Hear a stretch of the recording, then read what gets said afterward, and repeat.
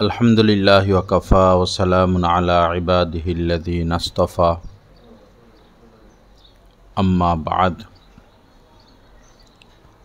क़ाला नबिय्यु सल्लल्लाहु तआला अलैहि वसल्लम इज़ा कानत लैलतुन निस्फ़ि मिन शअबान फ़क़ूमू लैलहा वसूमू यौमहा औ कमा क़ाला नबिय्यु सल्लल्लाहु तआला अलैहि वसल्लम। अल्लाहुम्मा सल्लि अला सय्यिदिना व मौलाना मुहम्मद व अला आलि सय्यिदिना व मौलाना मुहम्मद व बारिक वसल्लिम। अस्तग़फिरुल्लाहल्लज़ी ला इलाहा इल्ला हुवल हय्युल क़य्यूम व अतूबु इलैहि। আল্লাহ পাক জাল্লা জালালুহু আমাদের সবাইকে মাফ করে দেন। আল্লাহ পাক আমাদেরকে কামেল ঈমান নসিব করেন, আমাদের সবাইকে হিদায়াতের নূর নসিব করে দেন। বিভিন্ন সময় বিভিন্ন মৌসুম আসে, যেমন শীতকালে টমেটো, ধনিয়া পাতা, ফুলকপি, পাতাকপি সবজির মৌসুম। গরমে বিভিন্ন তরমুজ সহ বিভিন্ন ফলের মৌসুম। একইভাবে ইবাদতেরও কিছু বিশেষ বিশেষ মৌসুম রয়েছে, যেমন শবে বরাত আসলে, রমজান আসলে মানুষের মধ্যে আমল করার এক শোক যোগ ফয়দা হয়।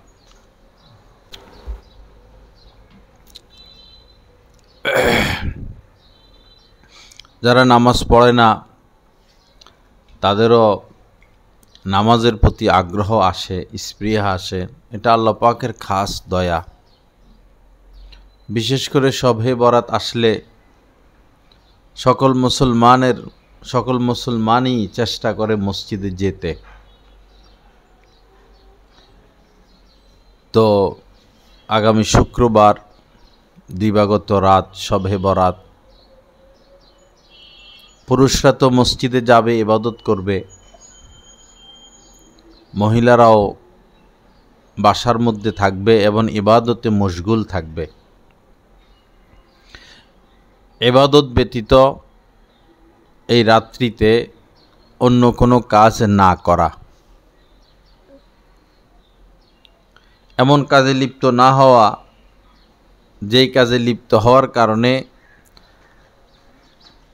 আপনার শরীর টায়ার্ড হয়ে যাবে, ক্লান্তি আসবে এবং ঘুমের চাপ বাড়বে, এরকম কাজে লিপ্ত না হওয়া। যেমন কিছু কিছু এলাকায় হালুয়া, রুটি, এই পরিমাণ রুটি মহিলারা বানায়, পরে শরীর এত ক্লান্ত হয় যে এশার নামাজও পড়তে পারে না।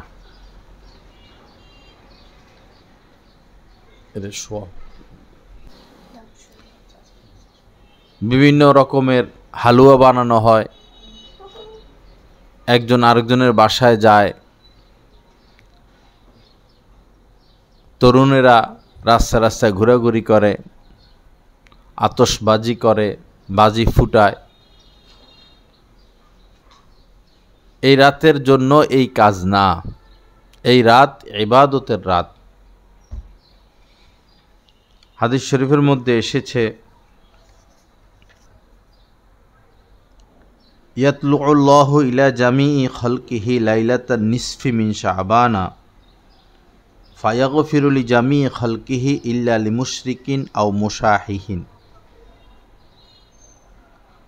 হযরত মুআয ইবনে জাবাল রাদিয়াল্লাহু তাআলা আনহু থেকে বর্ণিত যে নবী করিম সাল্লাল্লাহু আলাইহি সাল্লাম ইরশাদ করেছেন, অর্ধ শাবানের রাত্রে অর্থাৎ শবে বরাতে আল্লাহ তাআলা তার সমস্ত মাখলুকের প্রতি মনোযোগ আরোপ করেন। সবার প্রতি আল্লাহ পাক বিশেষ দৃষ্টি দেন। তা আল্লাহ পাক মনে করুন আপনার দিকেই দৃষ্টি দিলেন, এখন আপনি রুটি বানানো নিয়ে ব্যস্ত, হালুয়া খাওয়া নিয়ে ব্যস্ত, ঘোরাঘুরি নিয়ে ব্যস্ত, তো আপনি তো রহমত পেলেন না, বরকত পেলেন না, দয়া পেলেন না।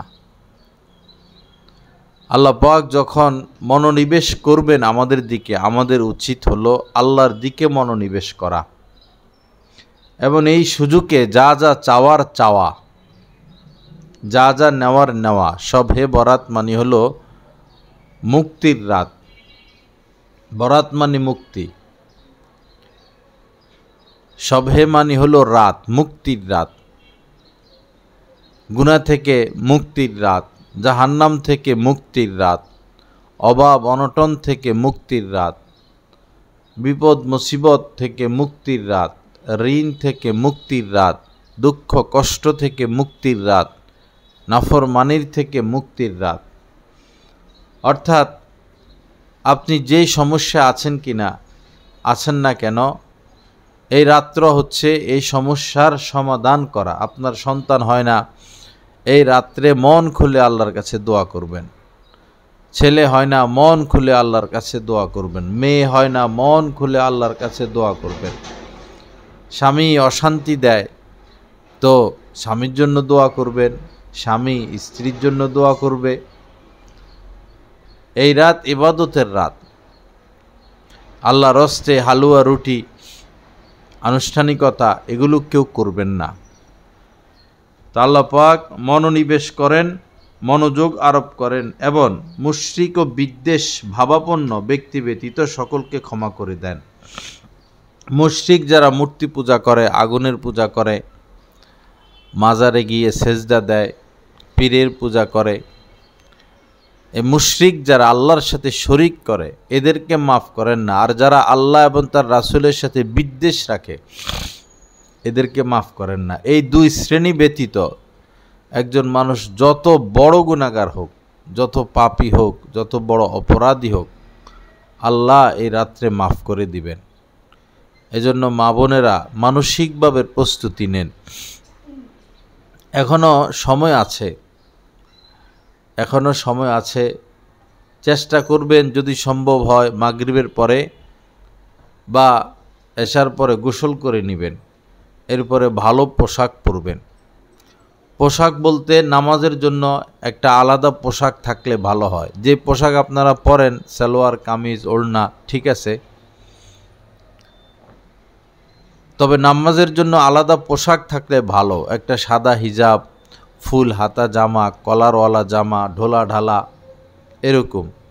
কিন্তু কাপড় যেটা, কাপড় পরে নামাজ পড়া ঠিক না। কারণ হলো কাপড় পরলে শরীরের বিভিন্ন অঙ্গ দেখা যায়, বিভিন্ন অঙ্গ দেখা যায়, তখন নামাজ নষ্ট হয়ে যাবে। নামাজে শুধু আপনার হাতের তালু, পায়ের তালু, চেহারা খোলা রাখবেন, আর কিছু খোলা রাখা যাবে না। তো গোসল করে ভালো পোশাক পরবেন, এরপরে এই আল্লাহ পাকের দরবারে ইবাদত বন্দিগি করতে থাকবেন। আল্লাহ পাক সবাইকে তৌফিক দান করেন, আল্লাহ পাক আমাদেরকে হিম্মত নসিব করেন। হাদিস শরীফের মধ্যে এসেছে রাসূলুল্লাহ সাল্লাল্লাহু আলাইহি সাল্লাম বলেন, যখন শাবান মাসের 15ই রাত আসে, অর্থাৎ যখন শবে বরাত আসে, আল্লাহ পাক এই রাতে প্রথম আসমানে নেমে আসেন। এ রাত শুরু হলেই, যেমন মাগরিবের আজান দিল, সূর্য ডুবে গেল, তখনই আল্লাহ পাক প্রথম আসমানে নেমে আসেন। অতঃপর বনু কালব গোত্রের বকরির পশমের চেয়ে অধিক সংখ্যক বান্দাকে ক্ষমা করে দেন। তৎকালীন যুগে বনু কালব নামক একটা গোত্র ছিল। ওই গোত্রের লোকেরা খুব বেশি হারে বকরি লালন পালন করত। রাসূল সাল্লাল্লাহু আলাইহি সাল্লাম তাই বলেন, বনু কালব গোত্রের যত বকরি আছে, সেগুলির যত পশম আছে, তার চেয়েও বেশি সংখ্যক লোককে আল্লাহ পাক এই রাতে ক্ষমা করে দেন। উদ্দেশ্য হলো মানে বেশি বেশি আল্লাহ পাক মাফ করে দেন। যে মাফ চাইবে তাকে মাফ করবেন, যে ক্ষমা চাইবে তাকে মাফ করবেন। এজন্য এই আল্লাহর হস্তে অলসতা না করা। ছোটোবেলা আমরা দেখতাম শুধু শবে বরাত আসলে হইলো ঘুরাঘুরি, সারা রাত ঘুরাঘুরি, এ বাড়িতে যাও, হে বাড়িতে যাও, রুটি খাও, হালুয়া খাও, এই মসজিদে যায়, সে মসজিদে যায়, বাজি ফুটায়, গোরস্থানে যায়, এগুলা না। গোরস্থানে আল্লাহ রাসূল এই রাত্রিতে গোরস্থানে গেছেন, সেটা ঠিক আছে। তো নবীজি তো একা একা গেছেন এবং গোরস্থানে কেউ ছিল না, একা একা গেছেন, কবর জিয়ারত করছেন, চলে আসছেন। আমরা তো দলাদলি করে যাই এবং মহিলারাও চলে যায়, মহিলারা তো কবরস্থানে যেতে পারবে না, নিষেধ। মহিলা যায়, পুরুষ যায়, হাজার হাজার মানুষ, লাখ লাখ মানুষ, মসজিদে কেউ নাই, সবাই গোরস্থানে। তো এই পরিস্থিতিতে ওলামায়ে কেরাম বলেন গোরস্থানে না যাওয়া, কারণ এটা এখন আর ইবাদত থাকে নাই, এটা রং তামাশা, আনুষ্ঠানিকতা হয়ে গেছে। ইবাদতের নামে এটা হই হুল্লোর, একটা দেখা সাক্ষাৎ, একটা আনন্দ, একটা মজার বিষয় হইয়া দাঁড়াইছে। এজন্য এখন হক্কানি ওলামায়ে কেরাম গোরস্থানে যাইতে নিষেধ করেন। ভবিষ্যতে আরও খারাপ পর্যায়ে চলে যাবে গোরস্থানে যাওয়ার বিষয়টা। আল্লাহ পাক হেফাজত করেন, তৌফিক দান করেন। লা ইলাহা ইল্লাল্লাহ। তো এই রাত্র ইবাদতের রাত্র, চেষ্টা করবেন একসাথে ফজর পড়ে ঘুমানো। একটা রাত্র জাগা বেশি কিছু না। বিশ্বকাপ ফুটবল খেলা যখন চলে, তো খেলা হয় রাত্রে বেশি, 2টা বাজে, 3টা বাজে, সব মানুষ জাগ না।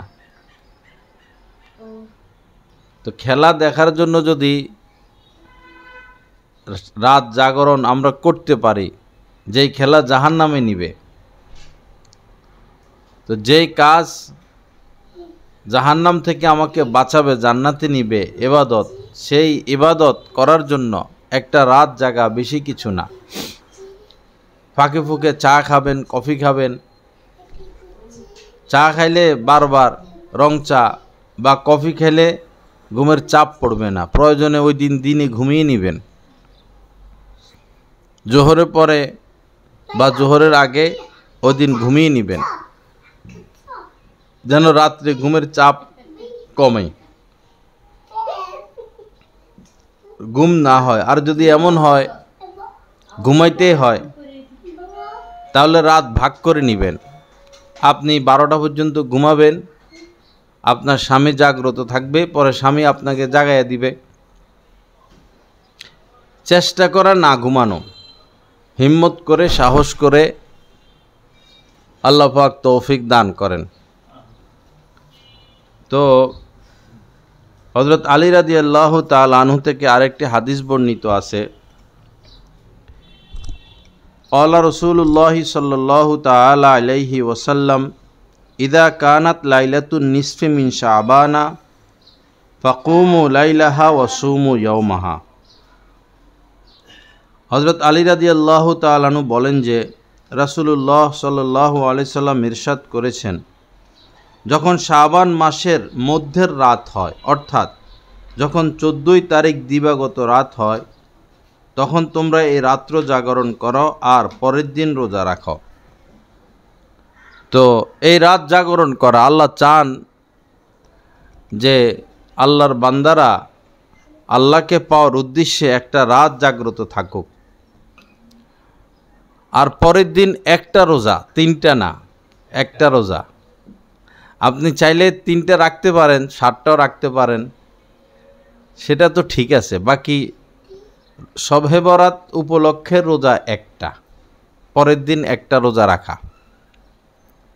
তো রাত্রে জাগরণ এবং পরের দিন একটা রোজা। এবং হাদিস শরীফের মধ্যে এসেছে, আল্লাহ পাক এই রাতে প্রথম আসমানে চলে আসেন। প্রথম আসমানে এসে মানুষকে ডেকে ডেকে বলতে থাকেন, তোমাদের কেউ গুনাহগার আছে, আমার কাছে মাপ চাইবে, আমি তাকে মাফ করে দিব। তোমাদের কেউ রিজিক চাওয়ার আছে, আমার কাছে রিজিক চাইবে, আমি তাকে রিজিক দান করব। তোমাদের কেউ অসুস্থ আছে, রোগ শোকগ্রস্ত আছে, আমার কাছে রোগ থেকে মুক্তি চাইবে, আমি তাকে মুক্তি দিয়ে দিব। এভাবে আল্লাহ পাক একটা বিষয়ের উল্লেখ করে করে বলতে থাকেন, অমুকটা চাওয়ার আছে চাও, আমি দিয়ে দিব, অমুকটা চাওয়ার আছে চাও, আমি দিয়ে দিব। তো এজন্য আমাদের সমস্যা নাই এমন কোনো মানুষ নাই। কারো ছেলে বিদেশ যাইতে পারে না, তো সে দোয়া করবে, আল্লাহ আমার ছেলেকে বিদেশে যাওয়ার ব্যবস্থা করে দেন। চাটা ওনারে দিয়ে দেন। অনেকের মেয়ের বিয়ে হয় না, আল্লাহর কাছে দোয়া করবে, আল্লাহ আমার মেয়েটার বিয়ের ব্যবস্থা করে দেন। অনেকে কঠিন থেকে কঠিন রোগে আক্রান্ত, আল্লাহর কাছে চাইবে। রাতের নামই হচ্ছে মুক্তির রাত। মুক্তি, আল্লাহ পাক মুক্তি দিতে থাকবেন, নাজাত দিতে থাকবেন। এজন্য এই পর্যন্ত বহু শবে বরাত আমরা অতিক্রম করেছি রুটি আর হালুয়া দিয়ে। এটা একটা রসুম রেওয়ায়েজ আগ থেকে হয়ে আসতেছে, এটা কর্তব্য নয়, দায়িত্ব নয়। এই রকমের হালুয়া, ওই রকমের হালুয়া, ঢাকা শহর তো 10, 15, 20 রকমের হালুয়া। কে কত আইটেম বানাইতে পারে এটার প্রতিযোগিতা। পরে গল্প করে মহিলারা যে আমরা 10 আইটেমের হালুয়া বানাইছি, আরেকজনে বলে 10 আইটেম, আমরা তো 16 আইটেম বানাইছি। আরেকজনে বলে 16 আইটেম, আমরা তো 22 আইটেমের হালুয়া বানাইছি। এই কাম করে। সারা বছর আপনারা হালুয়া বানাইয়েন, এই রাত্রে বানাবেন না। এই রাত ইবাদত করবেন, কান্নাকাটি করবেন। জীবনে তো হয়তো কখনো চোখে পানি আসে নাই, আল্লাহর মোহব্বতে। এই রাত্রে চেষ্টা করবেন কান্নার, এবং এই দোয়া করবেন, আল্লাহ কান্নার তৌফিক দেন, আল্লাহ চোখে পানি দেন, কান্নার তৌফিক দেন। একবার যদি আল্লাহর ভয়ে কাঁদতে পারেন, আর আপনার চোখ দিয়ে মাছির মাথা পরিমাণ পানি বের হয়ে আপনার মুখের উপরে গড়িয়ে পড়ে, তো নবীজি বলেছেন এই মুখকে, এই চেহারাকে আল্লাহ পাক জাহান্নামের আগুনে জ্বালাবেন না। তো বুঝে দেখুন চোখের পানির কি দাম, কি গুরুত্ব।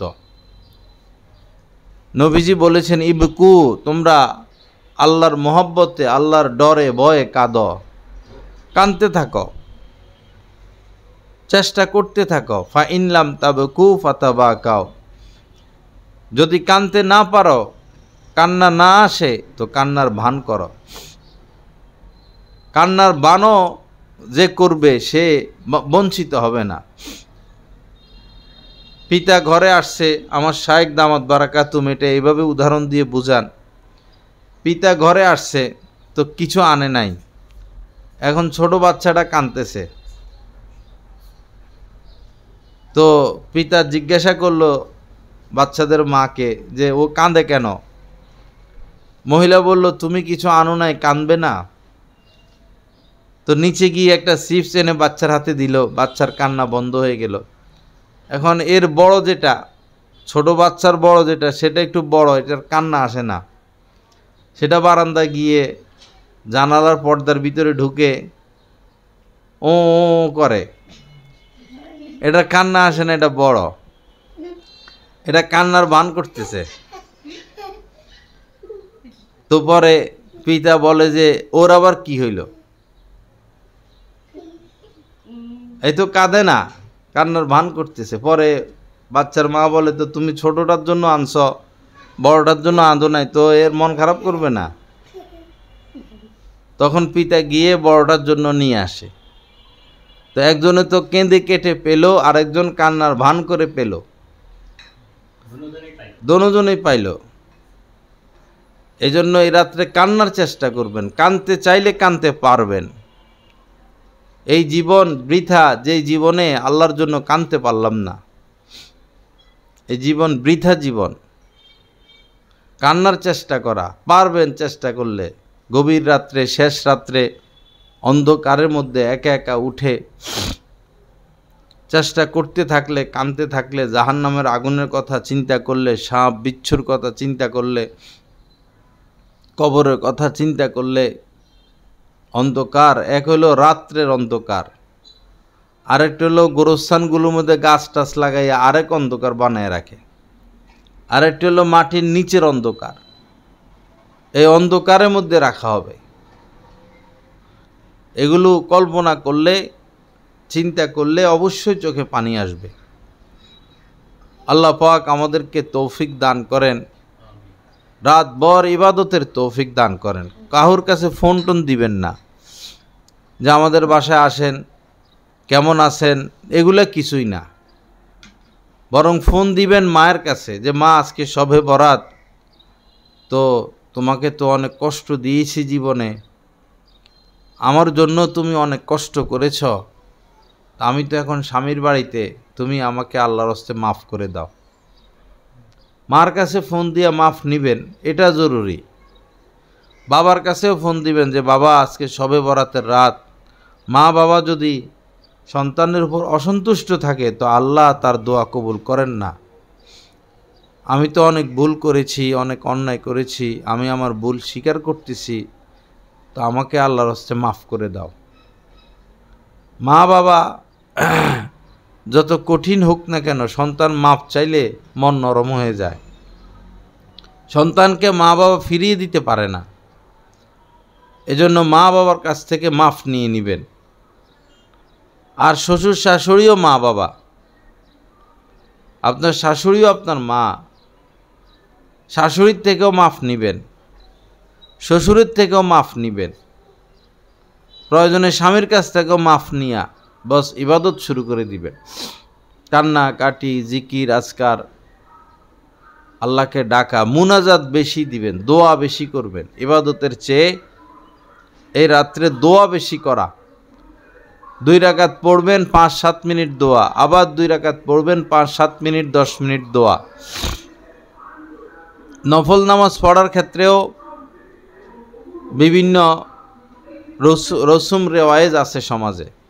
অমুক সূরা এতবার পড়তে হয়, তমুক সূরা অতবার পড়তে হয়, এগুলো মুকসুদুল মুমিনের লেখা, এই বই জীবনে ধরবেন না, এটা ভুলে ভরা। মুকসুদুল মুমিনিন বেহেশতি জিয়ার পড়বেন। তো নফল নামাজ পড়ার নিয়ম হলো আপনি নিয়ত করবেন আল্লাহ আমি 2 রাকাত নফল নামাজের নিয়ত করলাম। এই কথা বলে আল্লাহু আকবার বলে হাত উঠাবেন।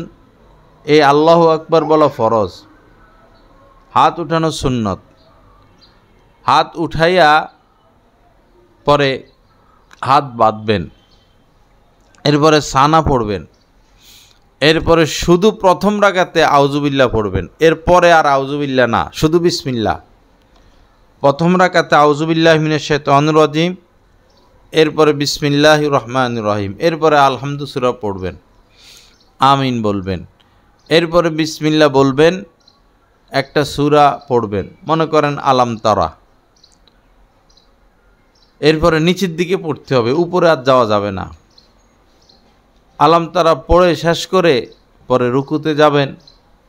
রুকুর তাসবিহ সুবহানা রব্বিয়াল আযীম 3 বার হোক, 7 বার হোক, 5 বার হোক পড়লেন। নফল নামাজে পারলে আরও বেশি পড়লেন, অসুবিধা নাই। এরপরে সামি আল্লাহু লিমান হামিদা রব্বানা লাকাল হামদ দাঁড়াবেন। এরপরে সেজদায় যাবেন, সেজদায় গিয়ে সুবহানা রব্বিয়াল আ'লা পড়বেন 3 বার, 5 বার, 7 বার। যদি নফল নামাজে বেশি পড়তে চান পারবেন। আবার নফল নামাজে সেজদায় যখন বান্দা সেজদা দেয় তখন আল্লাহ সবচেয়ে নিকটে। তো এই হিসাবে নফল নামাজে সেজদাতে দোয়াও করতে পারবেন, দরকার নাই করতে চাইলে করতে পারবেন। শুধু নফল নামাজে দোয়াটা আরবিতে করতে হবে। কোরআন হাদিসে যে দোয়াগুলো আছে সেগুলো সেজদায় করতে পারবেন। এরপরে আবার এক সেজদা পরে আবার বসবেন, আবার সেজদায় যাবেন, আবার দাঁড়িয়ে যাবেন, বিসমিল্লাহ পড়ে সূরা ফাতিহা পড়বেন। এইভাবে 2 রাকাত করে নামাজ পড়বেন। প্রত্যেক 2 রাকাতের পরে লম্বা সময় দোয়া, আল্লাহর কাছে চাইতেই থাকবেন, নাছোড় বান্দার মতো চাইবেন। মানলাম ইয়াসআলিল্লাহ ইয়াগযব আলাইহি, নবীজি বলেছেন যে আল্লাহর কাছে চায় না, দোয়া করে না, আল্লাহ পাক তার প্রতি অসন্তুষ্ট হন, রাগান্বিত হন। এজন্য আল্লাহর কাছে খুব চাইবেন, খুব দোয়া করবেন। আর দুআউ মুখুল ইবাদ, হাদিস শরীফের মধ্যে এসেছে দোয়া হচ্ছে ইবাদতের মগজ, ইবাদতের মূল। আদ-দুআউ হুয়াল ইবাদা, হাদিস শরীফের মধ্যে এসেছে দোয়াটাই একটা ইবাদত। দোয়াটা নিজেই একটা ইবাদত, শুধু দোয়া করতে থাকা এটাই একটা ইবাদত। এজন্য বেশি বেশি দোয়া যদি আরবি মুখস্থ না জানেন, মাকবুল দোয়া আছে, দোয়ার কিতাব আছে, আমারও একটা কিতাব আছে দোয়ার। আরবিতে দোয়া না পারলে বাংলাতে দোয়া করবেন। আল্লাহ পাক সকল ভাষায় জানেন, ইচ্ছা মোতাবেক আল্লাহর কাছে চাইতে থাকবেন। আল্লাহ পাক আমাদেরকে তৌফিক দান করেন। তো এবং বাজেট করা যে আজকে রাত্রে কি কি ইবাদত করব, টার্গেট মোতাবেক আগাবেন, তখন বরকত হবে। এক হলো আমি শুরুতে বলেছিলাম দিনের বেলা ঘুমিয়ে নেবেন, আর ওই দিন চা কফি বেশি খাবেন, খানা কম খাবেন। একবারে পেট ভরে খেলে বা গোশত টোস্ত এই জাতীয় জিনিস খেলে ইবাদত করতে পারবেন না। স্বাভাবিক খানা খাবেন, চা কফি বেশি খাবেন, যেন ঘুম না ধরে। এভাবে আপনি টার্গেট করতে পারেন যে আমি 20 রাকাত নফল নামাজ পড়ব আজকে রাত্রে। 20 রাকাত অনেক, কমপক্ষে 8 রাকাত, 2 রাকাত করে। এরপরে লা ইলাহা ইল্লাল্লাহ জিকির মনে করেন 500 বার করলেন, আল্লাহ আল্লাহ জিকির 500 বার করলেন, দুরূদ শরীফ 1000 বার পড়লেন, যে কোনো দুরূদ হোক, সাল্লাল্লাহু আলাইহি ওয়াসাল্লাম পড়লে হবে। দুরূদ ইব্রাহিম আছে, বা সাল্লাল্লাহু আলান নবিয়্যিল উম্মি, এটা পড়তে পারেন। অথবা আল্লাহুম্মা সাল্লি আলা সাইয়্যিদিনা ওয়া মাওলানা মুহাম্মদ ওয়া আলা আলি সাইয়্যিদিনা ওয়া মাওলানা মুহাম্মদ ওয়া বারিক ওয়া সাল্লিম, এই দুরূদ পড়তে পারেন। দুরূদ 1000 বার পড়ার নিয়ত করলেন। এবং ইস্তেগফার, আল্লাহর কাছে মাপ চাওয়া, তওবা করা, ইস্তেগফারও 1000 বার। নবীজি যে ইস্তেগফারটা শেষ সময় করেছেন দুনিয়া থেকে বিদায় নেওয়ার সময়, সেটা হলো আস্তাগফিরুল্লাহ ওয়া আতুবু ইলাই। এটার দ্বারা তওবা হয়, ইস্তেগফারও হয়। পুরা দোয়া এভাবে সুবহানাল্লাহি ওয়া বিহামদিহি আস্তাগফিরুল্লাহ ওয়া আতুবু ইলাই, এটা শেষ সময় এটা বেশি বেশি পড়ছেন। বাকি আস্তাগফিরুল্লাহ এটাও ইস্তেগফার। অথবা বাংলাতে আল্লাহ মাফ করে দেন, আল্লাহ মাফ করে দেন, ক্ষমা করে দেন। অথবা এইভাবেও পড়তে পারেন আল্লাহুম্মা গফিরলি, হে আল্লাহ আমাকে মাফ করে দেন, আল্লাহুম্মা গফিরলি, আল্লাহুম্মা গফিরলি, আল্লাহুম্মা গফিরলি, এভাবে পড়বেন। এরপরে এই কিছু সময় তেলাওয়াত, কোরআনে কারীমের তেলাওয়াত, 1 পারা, 2 পারা, 5 পারা। যদি তেলাওয়াত করতে না পারেন, কোরআন শরীফ খুলে যে সূরাগুলো আপনি পারেন সেই সূরাগুলো পড়লেন, তাও তো কোরআনের নূরটা পাইলেন, কোরআন পড়ার, কোরআন নিয়ে বসার স্বাদটা পাইলেন, মজাটা পাইলেন। লা ইলাহা ইল্লাল্লাহ। এরপরে আরও জিকির আছে, আলহামদুলিল্লাহ, সুবহানাল্লাহ, সুবহানাল্লাহি ওয়া বিহামদিহি, সুবহানাল্লাহিল আযীম, আল্লাহু আকবার। যতটুকু পারেন পড়লেন, দোয়া বেশি করা। আরেকটা হলো সালাতুত তাসবিহ, নামাজ পড়া। 4 রাকাতের এই নামাজ সহিহ হাদিস দ্বারা প্রমাণিত।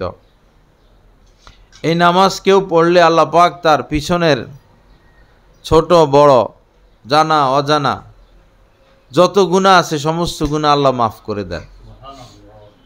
সালাতুত তাসবিহ, আল্লাহ রাসূল তার চাচা হযরত আব্বাস রাদিয়াল্লাহু তাআলা আনহুকে বলেছেন, চাচা যদি পারেন তো এই নামাজ প্রতিদিন একবার পড়বেন, প্রতিদিন না পারলে সপ্তাহে একবার, সপ্তাহে না পারলে মাসে একবার, মাসে না পারলে বছরে একবার, অন্তত জীবনে একবার হলেও এই নামাজ পড়বেন। তো এই রাত্র বিশাল বড় রাত, এই রাত্রে আমরা সালাতুত তাসবিহ নামাজ পড়ে নিতে পারি একবার।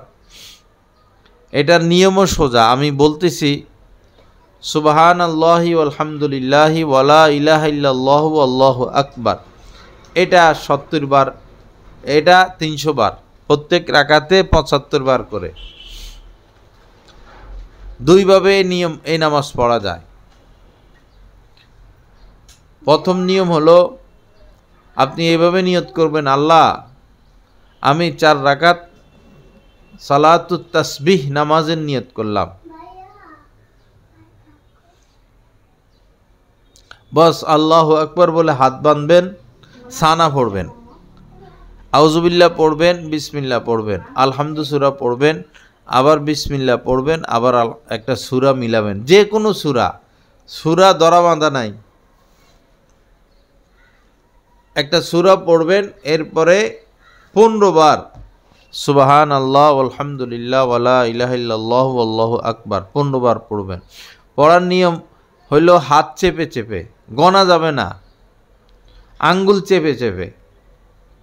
হ্যাঁ, এক আঙ্গুল একবার পড়বেন, এক আঙ্গুল চাপ দিবেন, আবার পড়বেন, আরেক আঙ্গুল চাপ দিবেন,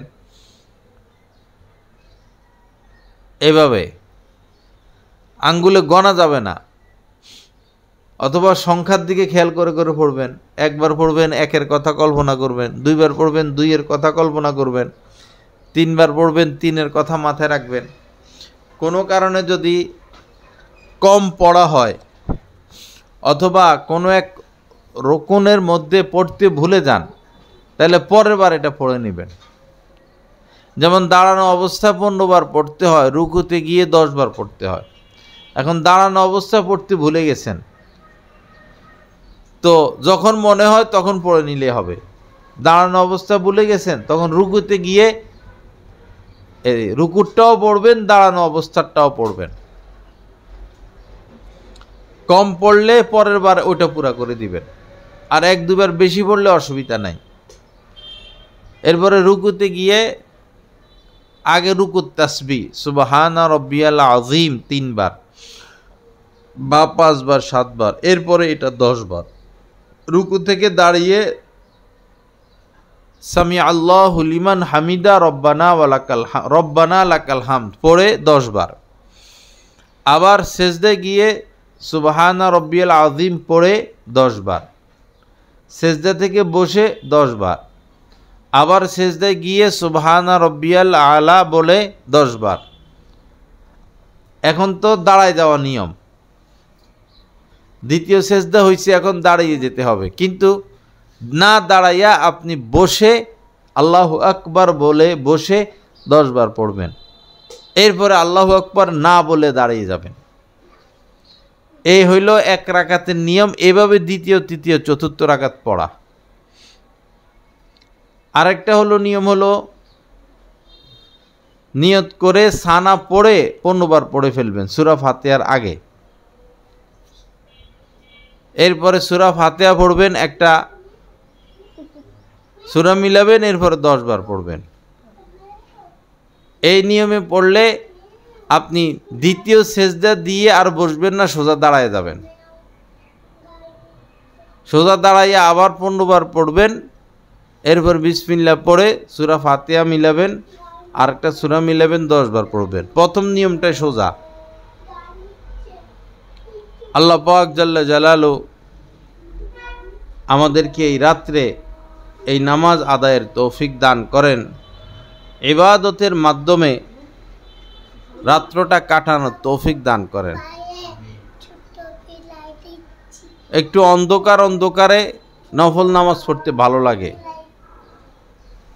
আবার এত অন্ধকার না যে কিছুই দেখা যায় না। সেজদা শহরে তো লাইট অফ করে দিলেও কিছু আলো আসে, আশেপাশে লাইট জ্বলে, রাস্তায় লাইট জ্বলে। সেজদার জায়গা দেখা গেলেই হলো। এবং একা ইবাদত করার চেষ্টা করবেন। বাচ্চাদেরকে আগে ঘুম পাড়াইয়া দিবেন। ফাকুমু লাইলাহা ওয়াসুমু ইয়াওমাহা, রাত্র জাগরণ এবং পরের দিন একটা রোজা। আল্লাহ পাক আমাদের সবাইকে তৌফিক দান করেন। হয়তো আপনার মা দুনিয়াতে নাই, বাবা দুনিয়াতে নাই, তাদের জন্য নফল পড়তে পারবেন। এভাবে নিয়ত করবেন, আল্লাহ আমার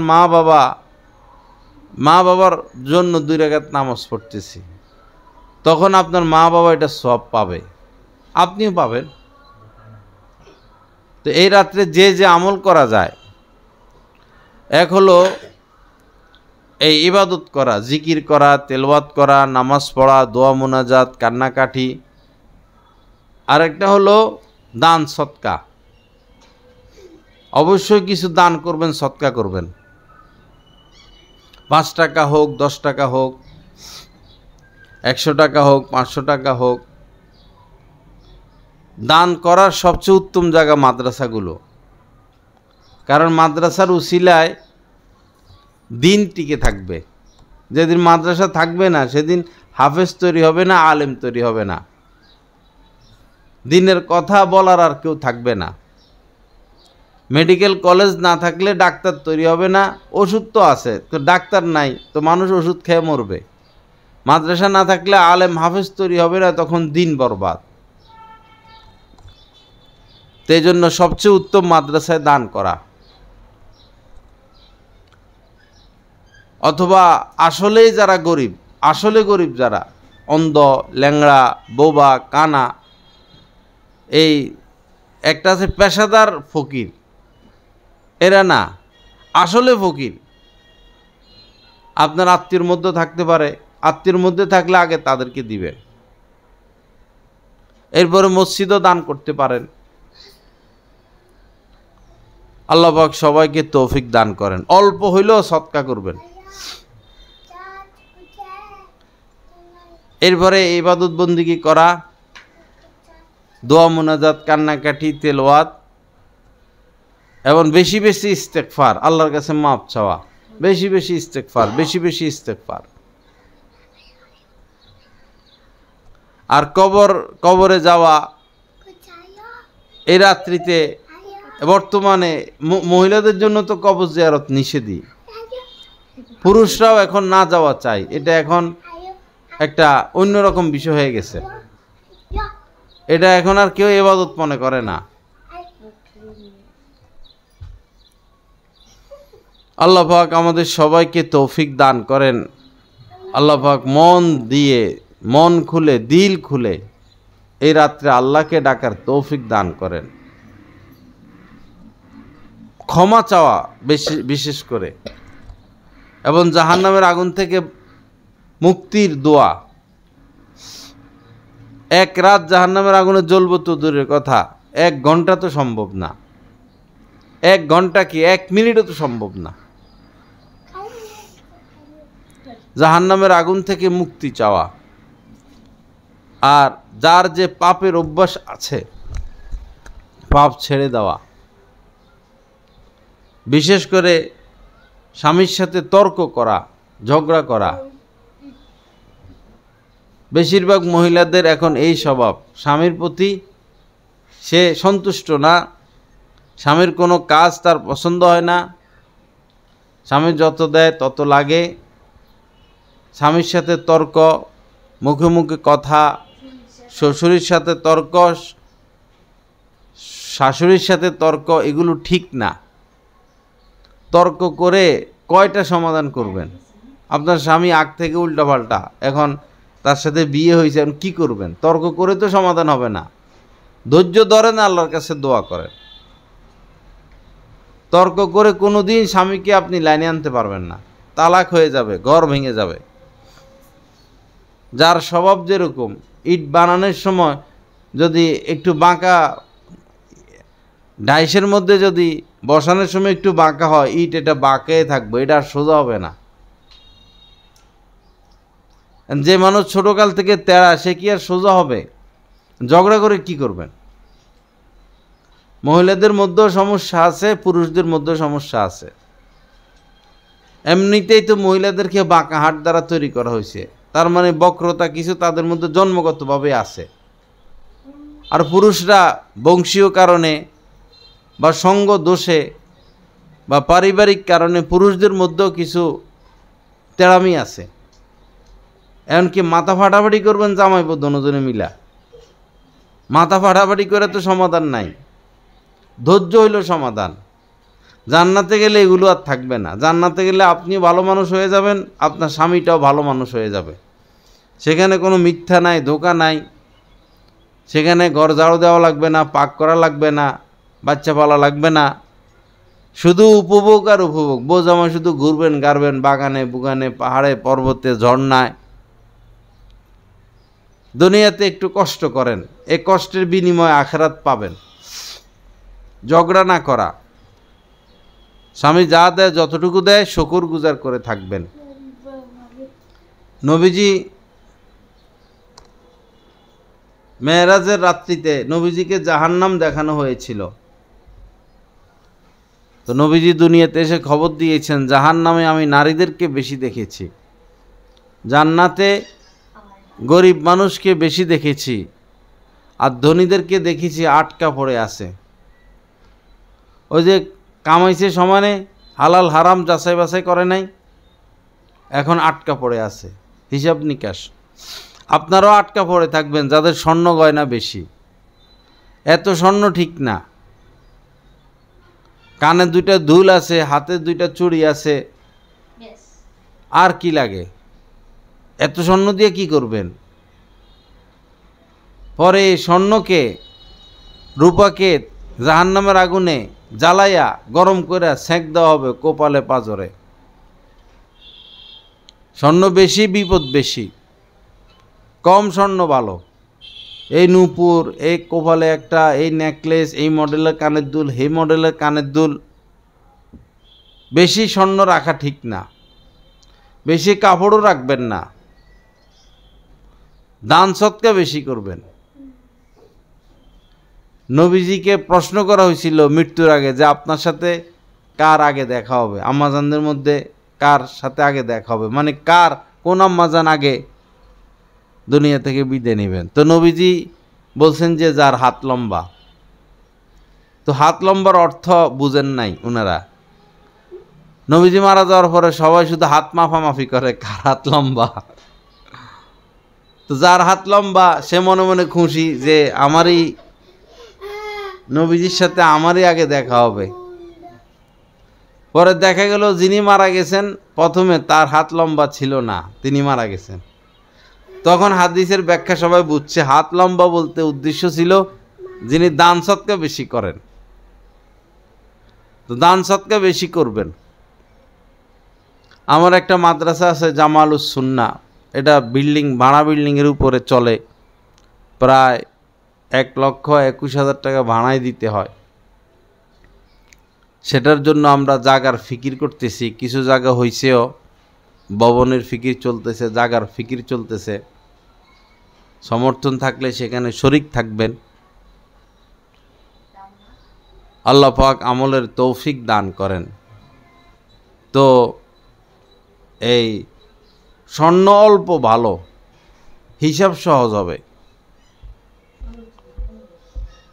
তো যে দুই কারণে জাহান্নামে নারীরা বেশি যাবে, এক হইল স্বামীর প্রতি অকৃতজ্ঞতা, আরেকটা হলো এই ঝগড়া, লানত করে বেশি, গজব দেয় বেশি। মহিলারা সন্তানকে গজব দিয়ে বসে। বহু মহিলাদের থেকে শোনা যায় ছেলেরে বলে তোর উপর আল্লাহর গজব পড়ুক, এ কথা বলে। আহা, গজব না দিয়ে আপনি তলোয়ার দিয়ে কাইটা ফেলেন, এটাই তো ভালো। তলোয়ার দিয়ে কাইটা ফেললে তো আপনার বাচ্চাটা জান্নাতে চলে যাবে। গজব দিলে তো দুনিয়াতে এর উপর গজব পড়বে, আখিরাতেও গজব পড়বে। আপনার সন্তান যদি কথার কথা আপনাকে আঘাতও করে, বেত দিয়ে আঘাত করতেছে, আপনার উপর নির্যাতনও করে, তাও আপনি গজব দিতে পারবেন না। কারণ মা বাবার দোয়া বদদোয়া লেগে যায়। কখনো স্বামীকে গজব দিবেন না, স্বামীকে গজব দেয়।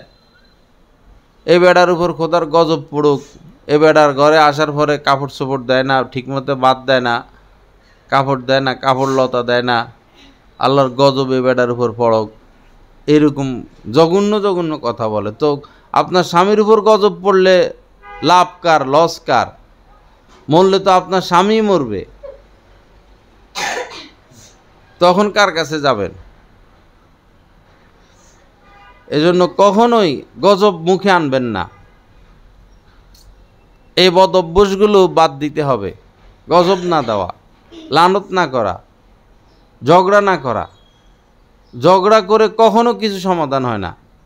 ইউক্রেন আর রাশিয়া যুদ্ধ চলতেছে, হাজার হাজার মানুষ মারা যাচ্ছে, লাভ কি? রাশিয়া মনে করছিল যে 1 মাসে খাইয়ে ফেলাইব সব। এত 3 বছর হয়েছে তো না?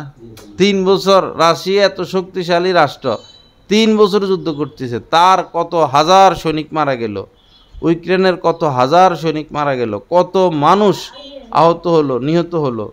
খাদ্যদ্রব্য সারা পৃথিবীতে 1 টাকার জিনিস 3 টাকা হইল এই যুদ্ধটার কারণে। লাভ হইল কি যুদ্ধ করে? এগুলাই করে কোনো সমাধান নাই। আল্লাহর কাছে দোয়া করবেন, ভদ্র সভ্য থাকবেন, নিজের গলার আওয়াজ যেন কোনো পরপুরুষের কানে না যায়। পরপুরুষের সাথে কথাও বলবেন না আপনারা। আপনাদের গলার আওয়াজ পুরুষের জন্য পর্দা।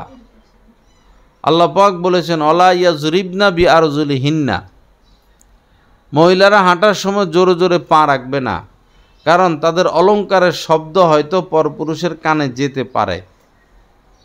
দেখেন, এতটা আপনারা পর্দায় থাকবেন যে আস্তে হাঁটার জন্য বলা হয়েছে।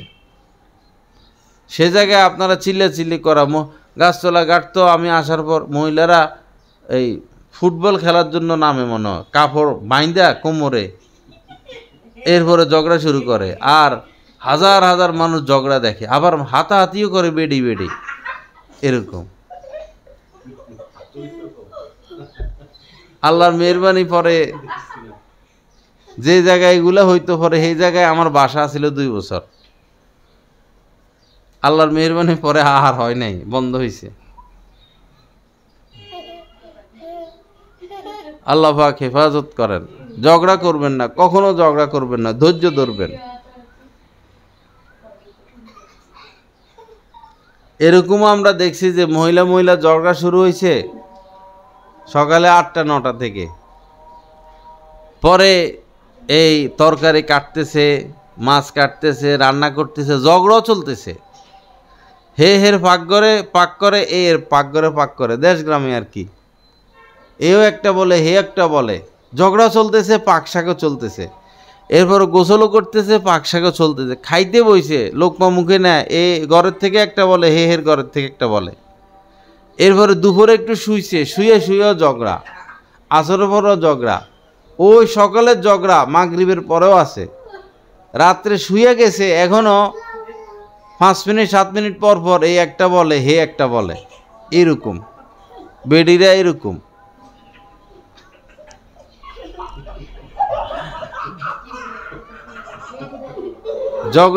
ঝগড়াটে মানুষ আল্লাহ রাসূল পছন্দ করেন না।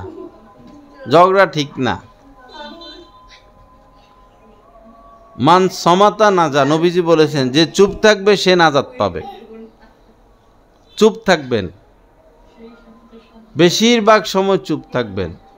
যখন চুপ থাকবেন তখনও দিলে আল্লাহকে স্মরণ করবেন।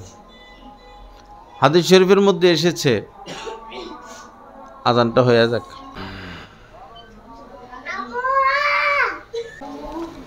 আস্তাগফিরুল্লাহ আল্লাযী লা ইলাহা ইল্লা হুয়াল হাইয়ুল কাইয়্যুম ওয়া আতুবু ইলাইহি। আল্লাহ পাক আমাদের সবাইকে মাফ করে দেন, সহি বুঝ দান করেন, কামিল ঈমান নসিব করেন।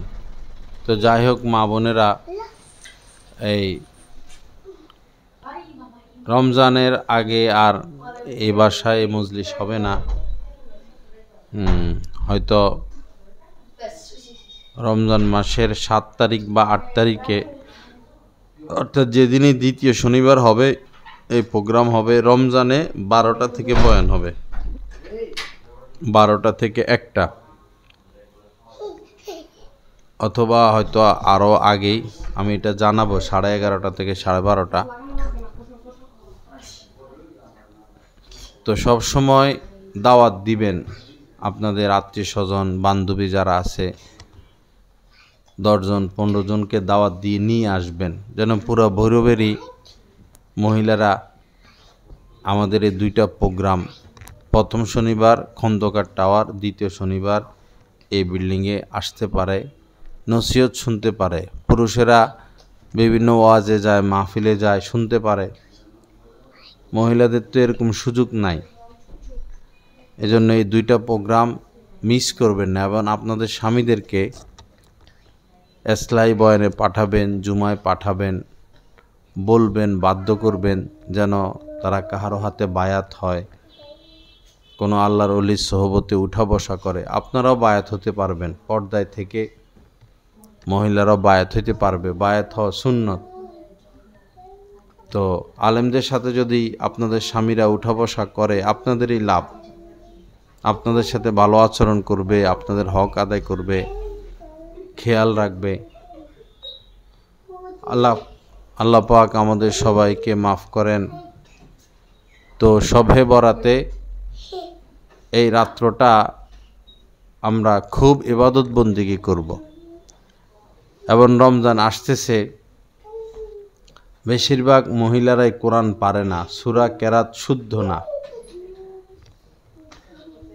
রমজানকে কেন্দ্র করে সূরা কেরাতগুলো শুদ্ধ করার চেষ্টা করবেন, কোরআন শিখার চেষ্টা করবেন। অনেক মাদ্রাসার ছাত্রীরা আছে, মহিলারা আছে, বাসায় বাসায় গিয়েও শিখায়, অথবা কোনো বাসায় কোনো আলেমা আছে, আপনারা তার কাছে গিয়ে শিখবেন।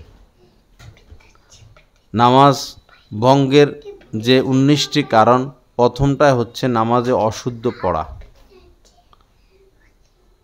অশুদ্ধ পড়লে একটা হরফও যদি অশুদ্ধ পড়েন, নামাজ তো হবে না। কষ্ট করে নামাজ পড়েন কিন্তু কেরাত ভুল, নামাজ তো হচ্ছে না। এজন্য রমজানে চেষ্টা করবেন কোরআনকে সহি শুদ্ধ করে ফেলতে। হয় কেউর বাসায় গিয়ে শিখবেন, অথবা কাউকে ঠিক করবেন আপনার বাসায় এসে যেন আপনাকে শিখায়, অথবা স্বামীদেরকে বাধ্য করবেন যে তোমরা শিখো আগে, পরে আমাদেরকে এসে শিখাও। আপনারা শিখেন, পরে আমাদেরকে শিখান, এটাও একটা রাস্তা। এরপরে রমজান মাসে ইফতারের সময় দোয়া কবুল হয়, কিন্তু প্রত্যেকটা বাসার মধ্যে এই কাণ্ড। ইফতারের সময় মহিলারা এই বেগুনি বানানো নিয়ে ব্যস্ত, এখনো এই শরবত হয় নাই, এই খেজুর দুইয়া দাও, এই সালাদ কাটা দাও, এই কামে মহিলারা ব্যস্ত থাকে। আগেই রেডি হয়ে যাবেন, ইফতারের আয়োজন আগেই হয়ে যাবে। স্বামী স্ত্রী ছেলে মেয়ে সবাই দস্তরখানে বসবেন। এই সময় দোয়া কবুল হয়, এই সময় দোয়া করবেন। আজকে আপনি দোয়া করবেন, সবাই আমিন আমিন বলবে। আরেকদিন স্বামী দোয়া করবে, সবাই আমিন আমিন বলবে। অথবা একা একা দোয়া করবেন, সম্মিলিতভাবেও করা যায়, একা একাও করা যায়। হাত উঠাইও দোয়া করা যায়, হাত উঠানো ছাড়াও মনে মনে দোয়া করা যায়। ইয়া ওয়াসিয়াল ফাজলি ইগফিরলি, হাদিসে দোয়ার কথা আসছে, ইয়া ওয়াসিয়াল ফাজলি ইগফিরলি। এটা না পারলে বাংলাতে দোয়া করবেন, আল্লাহ মাফ করে দেন, আল্লাহ মাফ করে দেন, আল্লাহ মাফ করে দেন। ইফতারের সময় বেশি বেশি দোয়া, আগেই ইফতার রেডি করে ফেলবেন। এরপরে রমজানে ইবাদত বাড়ায় দিবেন। আওয়াবিনের নামাজ মাগরিবের পরে চেষ্টা করবেন। এরপরে তারাবি তো আছেই। রমজান মাসে একটা সুবিধা হলো কাজ কম থাকে, এজন্য দিনের বেলায় 1 ঘন্টা কোরআন শিখার পিছনে মেহনত করবেন। আর তাহাজ্জুদ পড়া বেশি সোজা রমজান মাসে। আফজালুস সলাতি বাদাল মাফরুজা সলাতুন ফি জাওফিল লাইল। আফজালুস সলাতি বাদাল ফরিজা সলাতুন ফি জাওফিল লাইল। ফরজ নামাজের পরে সবচেয়ে দামি নামাজ হচ্ছে শেষ রাত্রের নামাজ, তাহাজ্জুদের নামাজ। শারাফুল মুমিনি কিয়ামুল লাইল। নবীজি বলেছেন একজন মুমিনের সবচেয়ে এই সফলতা, কামিয়াবি, ভদ্রতা হচ্ছে তাহাজ্জুদের নামাজ।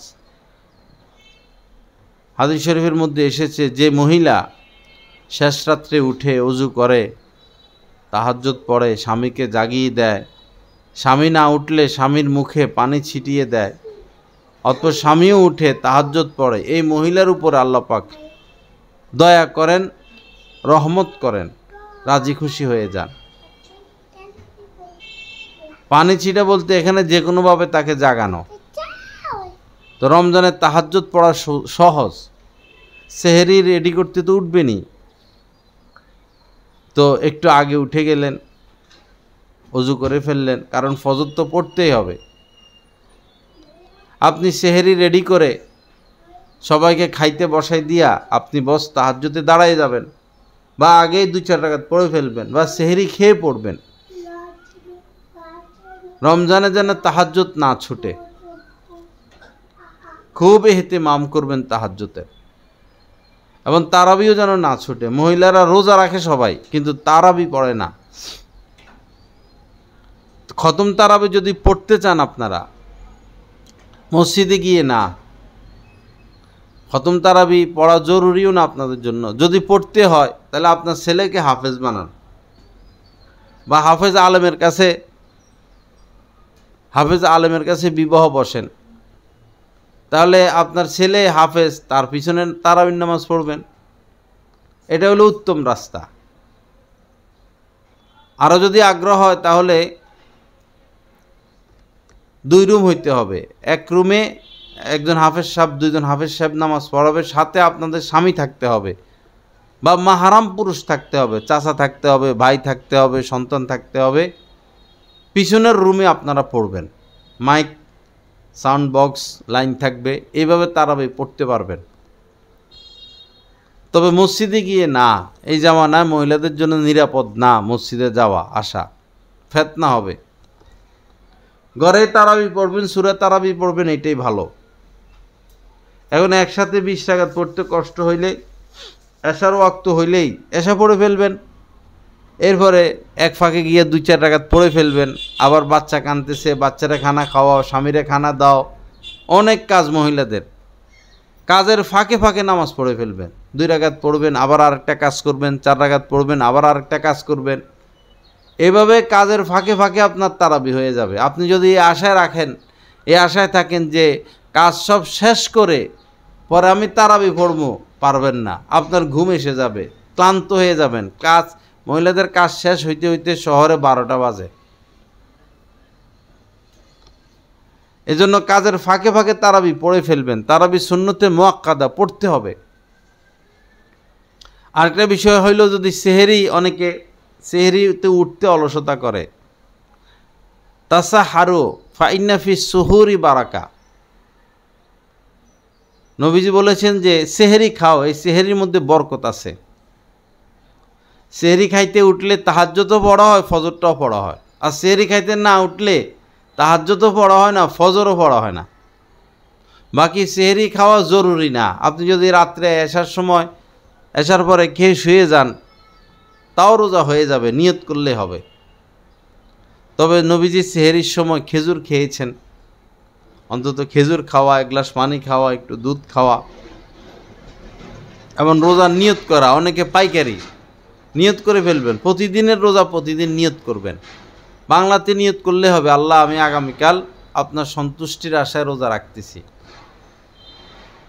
আল্লাহ আমাদের সবাইকে তৌফিক দান করেন। এই মার্কেটে ঘুরা, 10 রোজা গেলেই বস, মহিলারা আর ঘরে নাই, মহিলারা সব বাজারে।